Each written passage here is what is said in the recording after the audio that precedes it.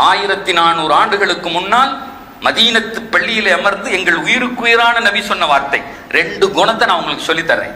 அதை மட்டும் நீங்க புடிச்சுக்கிட்டீங்கன்னா அது சொர்க்கத்துல கொண்டு வந்து உங்களை விட்டுரும். நான் அங்க வந்து பாத்துக்கிறேன். நாங்க சஹாபாக்கள் கேட்டாங்க, யார சொல்ல, உடனே சொல்லுங்க, எங்களுக்கு சொர்க்கத்தை விட நாங்க உங்களை பார்ப்போம் இருக்குல்லங்க. உயிரே வச்சிருந்தாங்க ரசூல்லா, உயிரையே வச்சிருந்தாங்க, உயிரையே வச்சிருந்தாங்க. உடனே ரசூல்லா சொன்னாங்க, அது ஒண்ணு இல்லப்பா, ஒவ்வொரு தொழுகைக்கு பின்னாடியும் சுபான்ல 10 தடவை ஓதி, அல்ஹம்துலில்லாஹ் 10 தடவை ஓதி, அல்லாஹ் அக்பர் 10 தடவை ஓதி.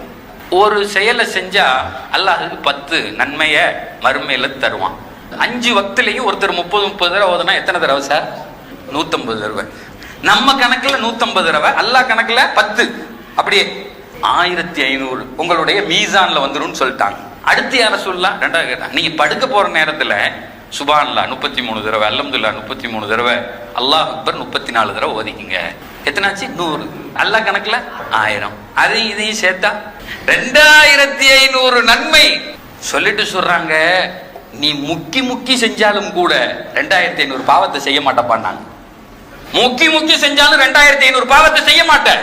என்னமான செய்தியை கொடுத்திருக்காங்க நாயகம் ஸல்லல்லாஹு அலைஹி வஸல்லம். ஹஸ்லதானி அவ் ஹல்லதானி ஹுமா யஸீர் வ மை யஅமல் பிஹிமா கலீல். ரசூலுல்லாஹ் சொன்னது ரொம்ப லேசு, ஆனா செய்றவங்க கம்மி. இன்ஷா அல்லாஹ் இன்னையிலிருந்து செஞ்சிடலாமா?